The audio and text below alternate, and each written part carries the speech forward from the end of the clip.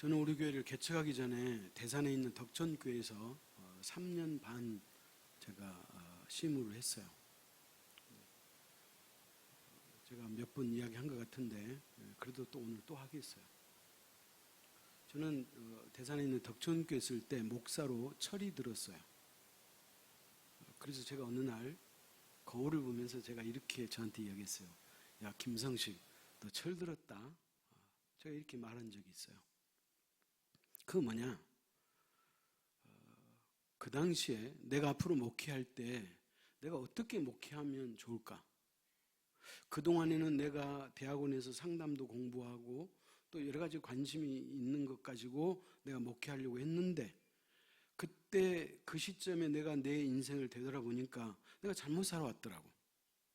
그래서 앞으로 내가 이렇게 살아서는 안 되겠다. 그렇게 마음을 먹고 그럼 내가 어떻게 해야 될까라고 스스로에게 던지고 스스로 얻은 답이 뭐냐? 나는 앞으로 목회를 말씀으로 해야 되겠다. 그래서 다른 가지를 다 잘라냈어요. 그리고 그때부터 제가 말씀에 집중하고 말씀을 배우려고 소위 우리나라의 말씀의 대가라고 하는 교수님도 2분, 목사님도 2분, 내가 4분을 내가 거쳐왔어요. 그래서 저는 이 말씀이 너무 좋은 거예요. 그리고 제가 목사이기도 하지만 사실 신학교에서 성경을 자세히 배우느냐? 그렇지는 않아요. 성경을 배우는 게 아니고 신학을 배우거든. 그러니까 성경을 잘 하려면 스스로 자기가 노력하는 수밖에 없어요. 그리고 이 말씀을 배우다 보면 어느 순간에 딱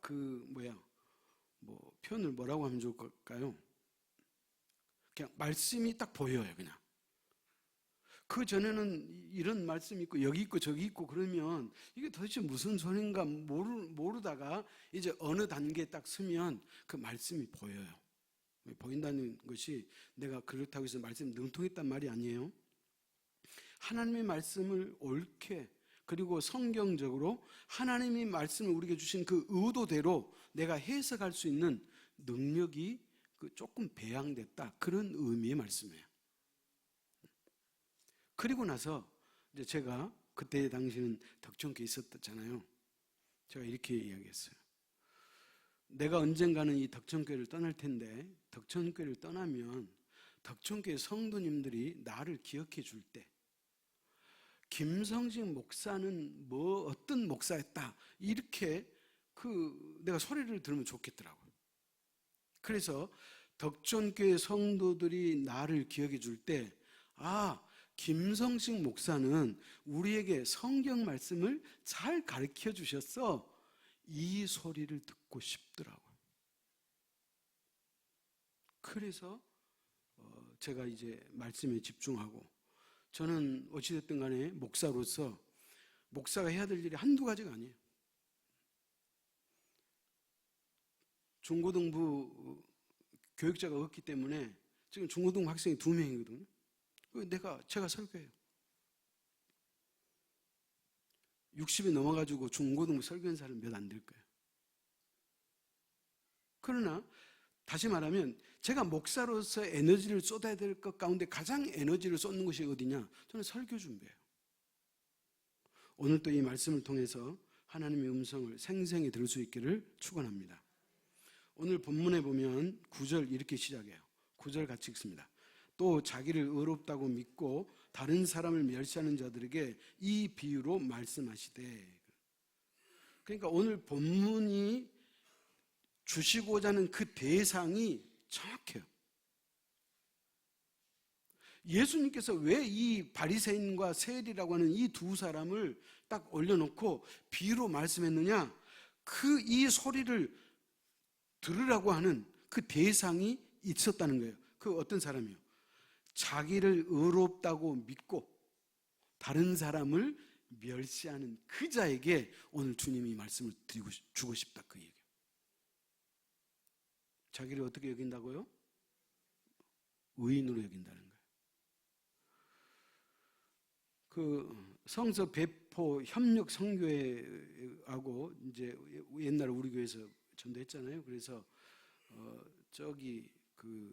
시몬의 전도할 때 제가 시몬도 따라갔고, 강원도 평창에서 할 때 제가 한번 강원도 평창에 가서 같이 이렇게 전도를 했는데, 전도를 하면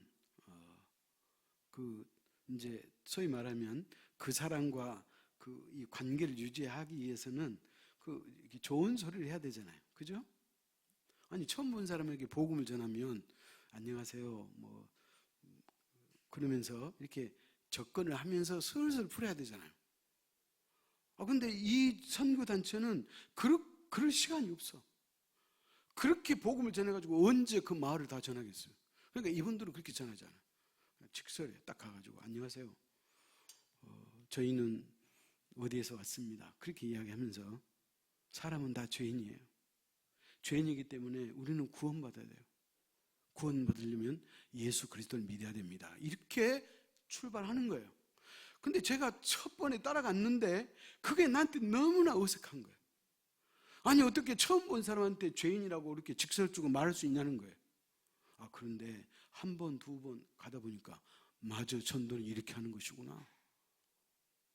왜냐하면 그 말에 굴복하는 사람이 있어요. 아멘? 우리는 상대를, 형편을 보고 상대에게 오해하지 않고 마음에 부담되지 않도록 그냥 좋은 소리하고 뭔가 하고 이렇게 해서 신압으로 접근하고 이렇게 갖고는 시간이 없다는 거예요. 근데 여러분, 신앙인 중에 오늘 바리새인과 세리가 나왔는데 이 두 사람은 신앙이 있다고 우리가 가정을 하고 보는 거예요. 아멘? 근데 자기를 어떻게 생각한다? 의롭다고 믿고, 나는 의롭다. 여러분, 자기가 의롭다고 생각하는 것은 이미 영적으로 위험한 사람이에요. 그 다음에 또 한 가지, 다른 사람을 멸시하는 거예요. 다른 사람을 멸시한다는 것은 내가 그 사람을 막 힘주어서 나보다 못해, 너는 나보다 지식도 없어, 너는 나보다 낮은 사람이야, 수준 이하야, 이런 멸시가 아니에요. 그 사람과 나를 비교해가지고 내가 우위에 있다고 생각하고, 소위 말하면 자기 스스로를 기분 좋게 생각한 그 사람이 어떤 사람이다? 다른 사람을 멸시하는 자들이다. 그러니까 이 두 가지 생각을 갖고 사는 신앙인은 하나님으로부터 사랑받을 자격이 없어요. 하나님이 제일 싫어하는 사람, 이 두 사람이에요. 그렇기 때문에 혹여라도 우리 속에 나는 내 삶이 형편이 괜찮고 나는 사는데 걱정이 없고 그러니까 약간 내 마음에 어떤 의시되는 경향이 있으면 그 사람은 누군가의 대상을 삼지 않았다 할지라도 그는 스스로 의롭다고 인정하고 다른 사람을 멸시하는 사람이에요. 저는 여러분 마음속에 그런 마음이 하나도 없기를 축원합니다. 자, 그렇다면 오늘 본문에서 신앙생활을 잘하는 것, 소위 말하면 좋은 신앙인은 어떤 사람이냐 하는 거예요. 제가 어렸을 때 우리 동네에 유명한 두 사람이 있어요. 두 가정이 있어요. 여러분도 그런 걸 아마 알 텐데, 우리 동네 한 가정은 그 별명이 어떤 가정인지 아세요? 싸납쟁이 가정이에요. 그러니까 그 집을 이야기하려면 싸납쟁이라고 이야기해야 돼. 그 집에 관해서 뭔가를 이야기하면 그 집이 뭐 현재 막 나쁜 일을 하고 그런 거 하지 않았어도 그 집의 아이를 이야기하려고 하면 그 싸납쟁이 집 그 아들, 그 손자 이렇게 이야기해요. 왜 이 집이 싸납쟁이라고 별명이 붙었느냐? 아이들이 얘들하고 놀다 보면 싸움을 하잖아요. 그러면 할머니까지 나와가지고 막 난리 쳐버려요. 그러니까 소문이 싸납쟁이야. 또 한 집은 우리 집이 상당히 제일로 전라도 말로 깔끔하게 있는 우리 집인데, 우리 집으로 올라가려면 중간에 한 집이 있어요. 한 집만 있지 않고 몇 집 있는데, 근데 그 집은 어떤 집이냐? 금리쟁이 이센이에요. 금리쟁이가 무슨 말이에요? 야매로 치과, 이빨, 야매로 한 그 집을 그분 성씨가 이씨거든. 그래서 금리쟁이 이센집 그래. 그러니까 그 사람은 치과를 전공하지 않았지만 누군가로부터 야매로 배워가지고 자기도 야매로 하는 거예요. 근데 동네 사람들이 그 사람한테 거의 다 해요. 제가 무슨 얘기 하려고 하는 거예요? 그 사람의 삶의 이력이 그 사람을 나타낸다, 그런 말이에요. 그렇다면 저와 여러분이 신앙인으로서 좋은 신앙인으로 우리가 상대에게 각인이 되고 상대가 이렇게 알아주려면 우리의 삶의 이력이 중요하다, 이런 말이에요. 여러분, 이런 이력이 한 번 잘못해서 붙을까요? 그렇지 않아요. 내가 한 번 잘못했다고 해서 사람이 나를 싸납지로 말하지 않아요. 그것이 자꾸 누적이 돼서 그런 거거든. 금리쟁이 이센 그 사람은 참 야매지만 잘한다 라고 하는 것은 한 번, 두 번 잘해서 그런 게 아니거든. 그분으로부터 야매지만 해가지고 좋은 결과를 가진 사람들이 소문을 내니까 그 소문이 붙는 거예요. 신앙인도 그렇다는 거예요. 한 번 우리가 열심히 하고 한 번 잘해가지고 좋은 신앙이라고는 이름 붙기는 어려워. 11절 같이 읽습니다. 바리새인은 서서 따로 기도하여 이르되 하나님이여, 나는 다른 사람들 곧 토색, 부르, 간음을 하는 자들과 같지 아니하고 이 세리와도 같지 아니함을 감사하나이다. 그러니까 이 사람은, 이 바리새인은 스스로 의롭다고 여기는 자들이 갖고 있는 그 몇 가지 이유를 달고 사는데, 그게 첫 번째가 뭐냐? 자신은 토색하지 않았다는 거예요. 토색은 뭐냐면 강제로 남의 물건을 약탈하거나 빼앗지 않았다는 거예요. 힘으로 약자를 이용해서 자기가 어떤 이득을 취하지 않았다, 그런 말이에요. 나 그런 사람 아니야, 그런 거예요. 두 번째는 뭐예요? 불의하지 않았다는 거예요. 소위 말하면 남을 속이고 남을 이용해가지고 거기서 어떤 이득을 취하지 않았다, 자기 스스로 그렇게 생각하는 거예요. 이게 불의하지도 않았고 토색하지도 않았고, 세 번째는 뭐라 그래요? 간음하지 않았다, 그런 거예요. 그러니까 자기 스스로가 나는 이러한 사람이기 때문에 나는 의로운 사람이야, 이래봬도 나는 이런 사람이야, 그런 말이에요. 여러분, 이래봬도가 들어가면 이미 그것은 잘못된 거예요. 그러니까 예수님께서 이 바리새인을 예로 들면서, 비유로 들면서 그렇게 이야기하는 거예요. 자, 그런데 이것만 있는 거 아니네요. 자, 12절 말씀해 보면 나는 일에 2번씩 금식하고, 일회란 말이 어떤 말이에요? 일주일에 2번 금식했단 말이에요. 여러분, 일주일에 여러분 2번 금식하세요? 그러니까 이 사람은 어떻게 보면 대단한 사람이에요. 왜? 일주일에 2번 금식하니까. 또 그것만 있지 않아요? 또 소득의 11조를 드리나이다 그랬어요. 그러니까 자기는 하나님 앞에 그래서 의로운 거예요. 더욱더 자신이 의롭다고 자기가 내세울 수 있는 것은, 나는 이래봬도 일주일에 2번 금식하거든. 나는 그리고 하나님 앞에 11조를 나는 정확하게 꼬박꼬박 나는 드리는 사람이야 라고 자기 자신을 드러냈다는 거예요. 사랑하는 성도 여러분, 그러면 물어보십시다. 하나님으로부터 의롭담을 받는 것은 우리가 의롭게 살아서 의롭담을 받는 거예요? 그건 아니에요. 또 그러면, 아니 목사님, 우리가 하나님도 의롭다움을 받으려면 우리가 의로워야죠. 그러면 의롭지 않아도 의롭다고 받는다고요? 또 이렇게 질문하실 수 있어요. 여러분, 그것은 그 질문 자체가 달라요. 무슨 말이냐면, 내가 하나님으로부터 의롭다함을 받았기 때문에 내가 의롭게 살아야 되는 거예요. 아멘? 의로우려고 의롭다함을, 의로운 일을 하는 게 아니에요. 그렇기 때문에 여러분, 우리가 종교적인 행위의 결과로 우리가 의롭다고 하나님으로부터 의로움을 받는 것이 아니에요. 자, 갈라디아서 2장 16절 찾아갑시다.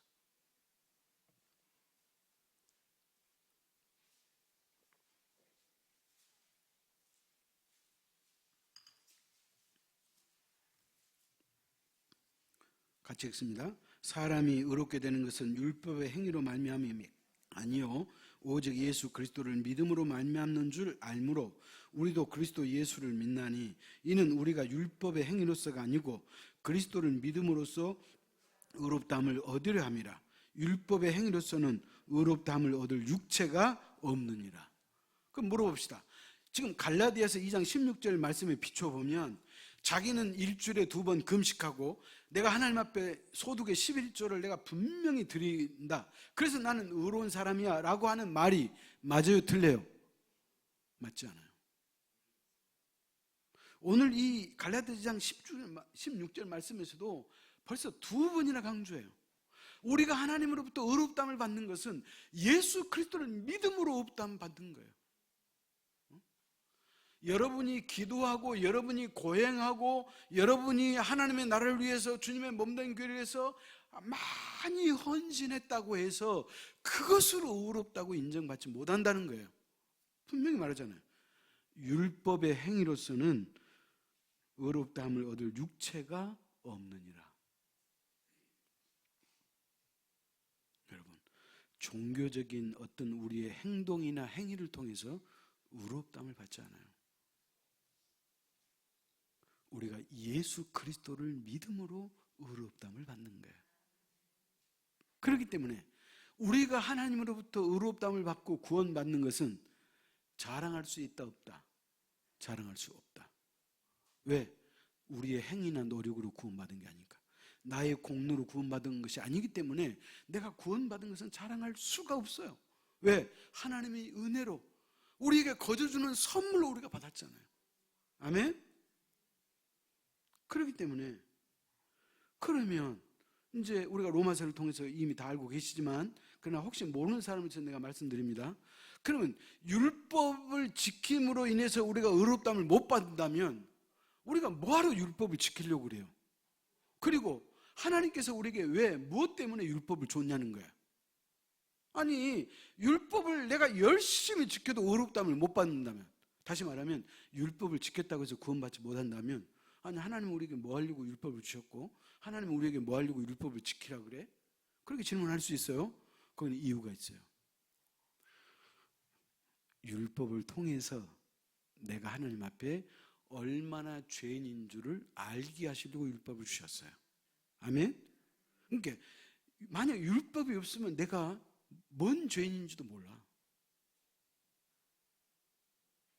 하나님이 우리에게 율법을 주셨기 때문에 그 율법을 우리가 지킬 수도 없어. 사실은 율법이 몇 개? 613개. 우리가 율법을 지킬 힘도 없고 지킬 수도 없어. 그럼에도 불구하고 하나님이 우리에게 율법을 주셨고 율법을 지키라고 하신 그 이유는 뭐냐? 율법이 우리로 하여금 죄인인 것을 알게 하신다는 거예요. 그래서 우리가 율법을 보면 세상에 나는 죄인이구나. 세상에 이것도 죄인이고 이것도 죄인이네. 더더군다나 오메 내가 율법을 다 지킬 수도 없는데 율법을 지켜야 구원받을 수 있다면 나는 받을 수가 없구나. 맞아. 그러니까 예수 그리스도의 은혜로 하나님의 선물로 내가 구원을 받는 거야. 이렇게 고백하는 거야. 그렇기 때문에 내가 율법을 지켰다고 해서 그것을 내가 누구한테 자랑할 수 있다 없다? 자랑할 수 없다. 우리는 오직 예수 그리스도를 믿어야 구원받는 줄 믿으시기 바랍니다. 자, 그런데 자신을 의롭다고 여기는 이 바리새인이 갖고 있는 또 다른 특징이 하나 있어요. 그건 뭐냐? 남을 멸시한다는 것이에요. 남을 멸시한다는 것은 어디에서 나오느냐? 자신의 우월감에서 나와요. 뭐에서 나온다고요? 자신의 우월감.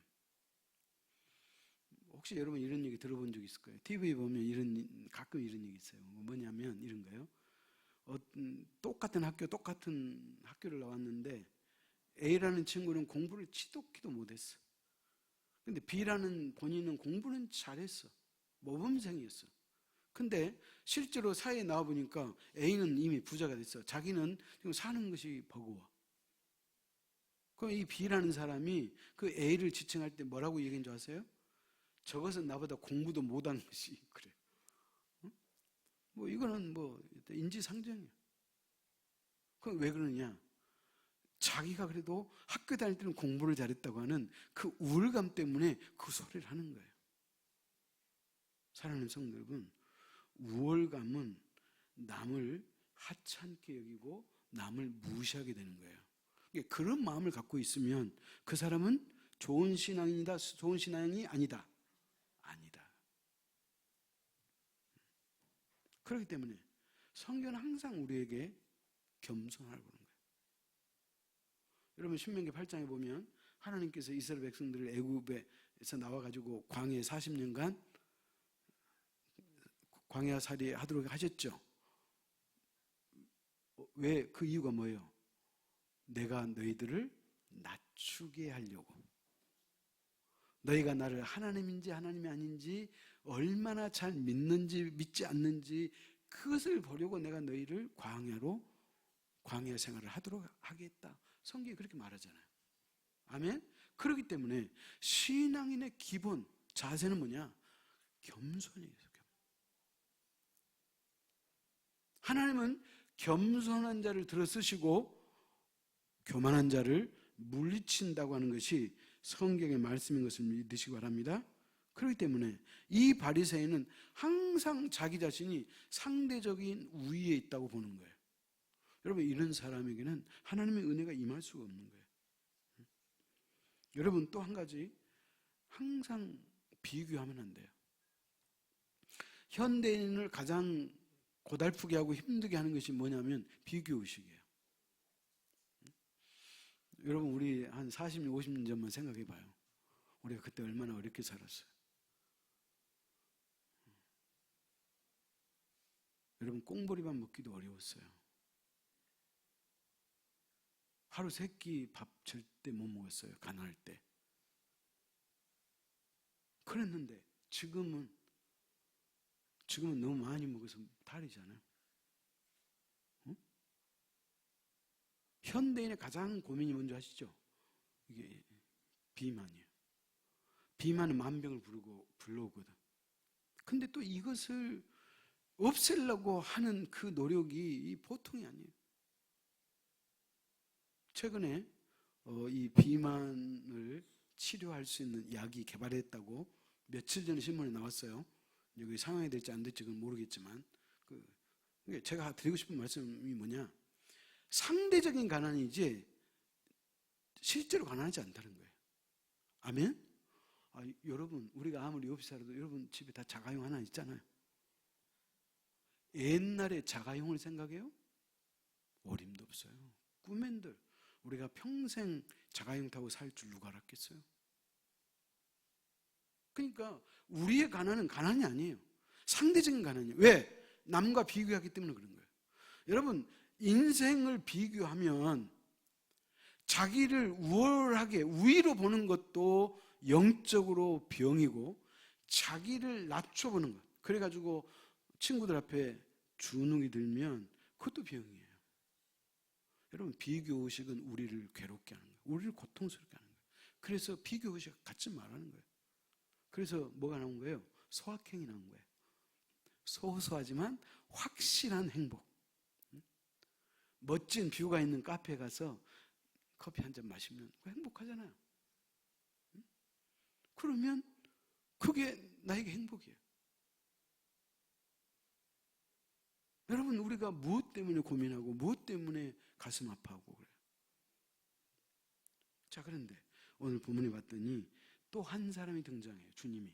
그러니까 이 바리새인을 비교를 놓고 또 한 사람이 등장하는데 그 사람이 누구다? 세리라는 거예요. 세리. 오늘 본문 13절 여러분이 한번 크게 읽어보십시오. 시작.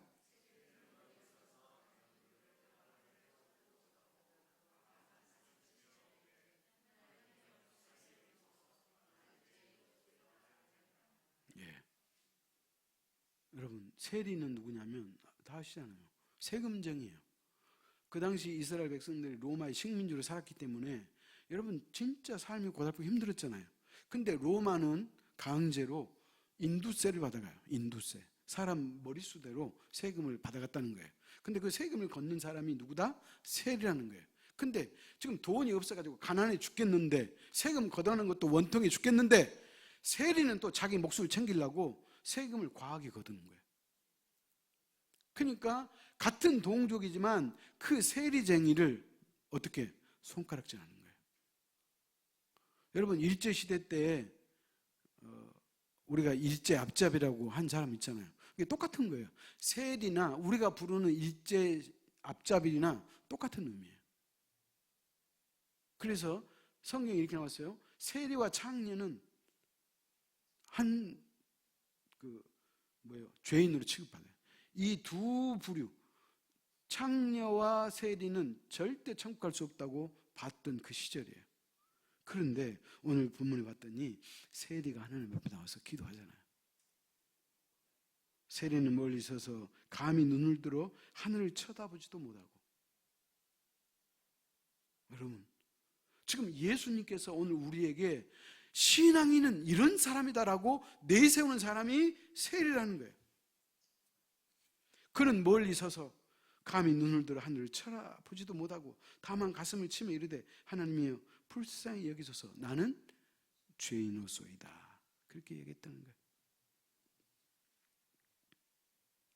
여러분, 솔로몬이 성전을 지었잖아요. 솔로몬이 성전을 짓고 그가 하는 기도가 있네요. 찾아갑시다. 열왕기상 8장 30절이에요.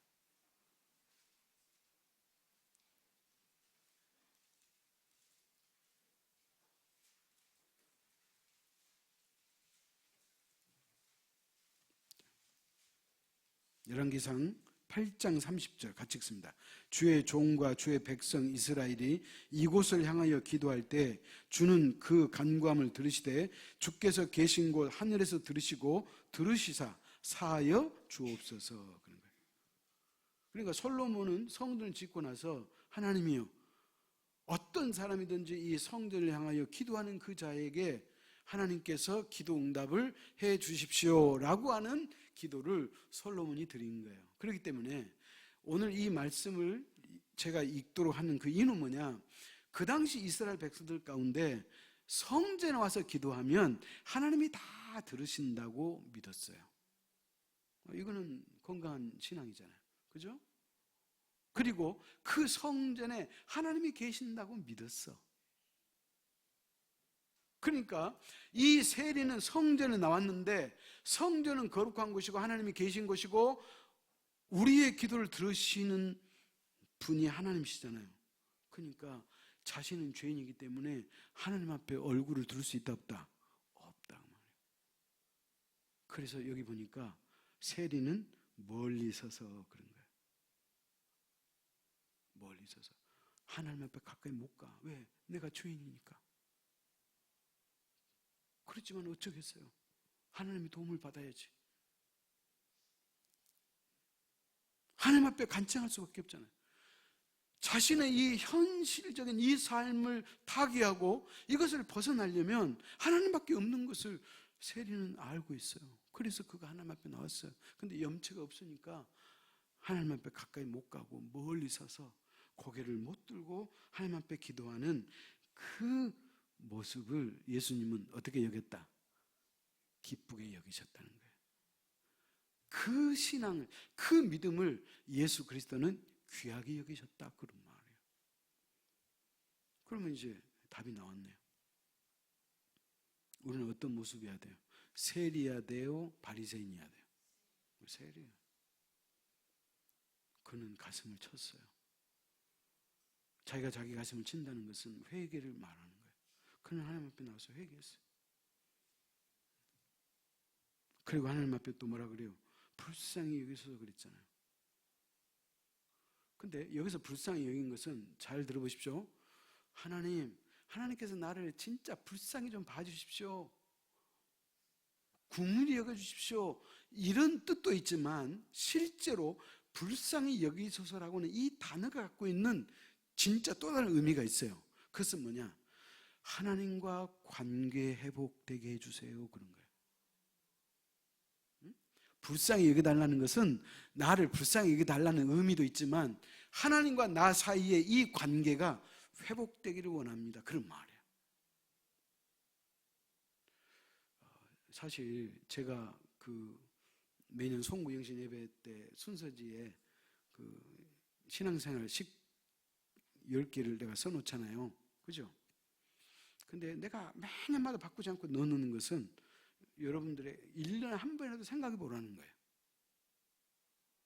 근데 그것은 내가 어디서 뭘 보고 이건 좋은 글이다, 신앙적으로 좋은 글이네 해서 보고 쓴 것은 하나도 없어. 제가 신앙인으로 목사로 살아오면서 하나님이 나에게 주신 그 말씀을, 내가 그 경험치를 거기다 써놓은 거예요. 첫째, 인생은 뭐다? 하나님과 함께 사는 것이다. 인생은 별거 없어요. 하나님과 함께 사는 거예요. 여러분이 하나님과 함께 산다 그러면 여러분은 잘 살고 있는 거예요. 근데 가끔씩 어쩔 때 하나님을 만난다?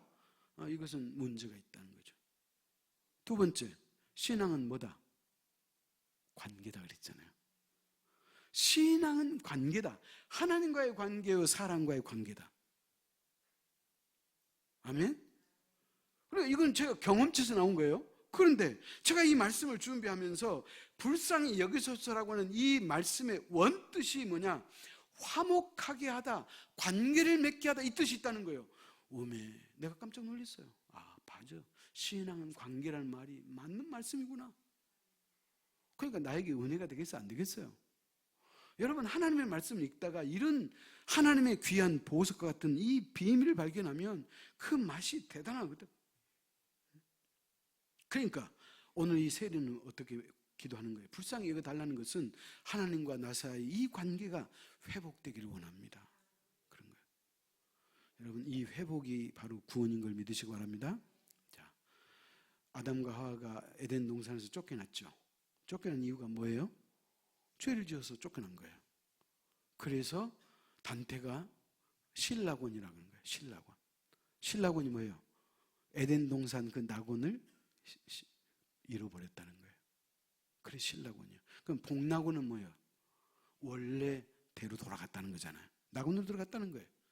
여러분, 저와 여러분이 아담과 하와가 범죄함으로 죄가 이 땅에 왔고, 또 그 원죄뿐만 아니라 우리가 이 땅에 살면서 지은 그 자범죄, 원죄와 자범죄를 통해서 우리가 죽을 수밖에 없었는데 예수 그리스도의 십자가의 은혜가, 그 보혈이 나의 죄를 용서해 주셔가지고 이제 내가 의롭다고 인정을 받았잖아요. 아멘?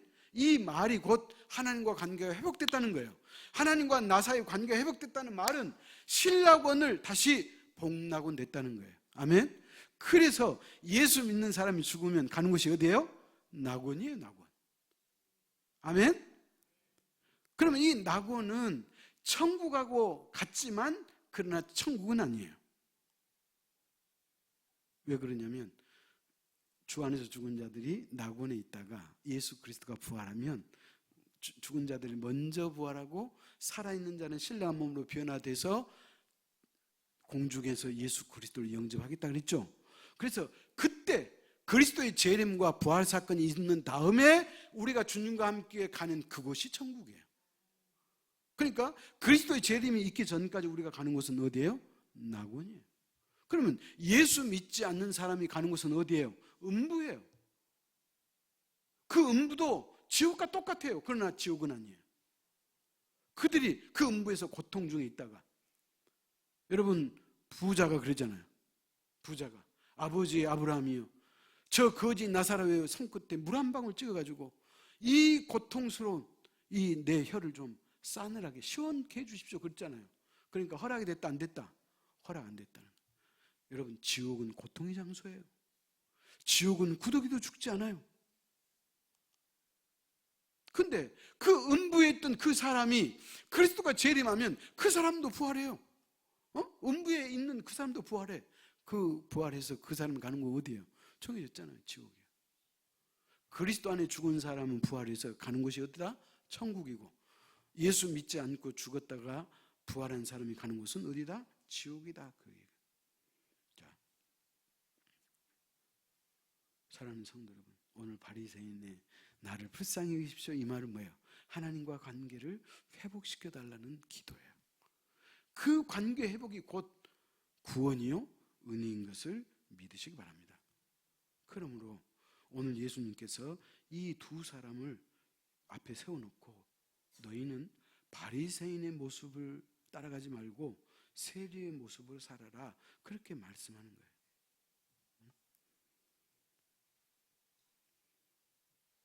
오늘 본문에 보면 이제 마지막이에요. 부자도 서서 기도하고 세리도 서서 기도했어요. 자, 그런데 부자는 따로 서서 기도하고 세리는 멀리 서서 기도했어요. 따로 섰다는 말의 의미는 뭐예요? 구별했다는 거예요. 자기를 구별했다. 자기가 자기를 구별한 거예요. 세리, 너하고 나는 어울릴 상대가 아니야. 너 내 옆에 오지 마. 이런 말이에요. 그러니까 하나부터 10까지 철저하게 자신의 의를 내세우는 사람은 이 사람은 구원 받지 못할 사람이라는 거예요. 이런 신앙은 잘못된 신앙이라는 거예요. 오늘 세리처럼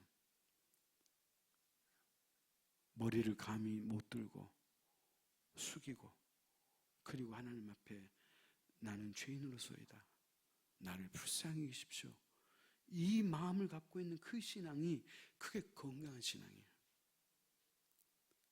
그런다고 또 제가 높아심에 말씀드립니다. 항상 기도할 때마다 자기를 낮추면 안 돼. 그렇다고 나는 죄인인데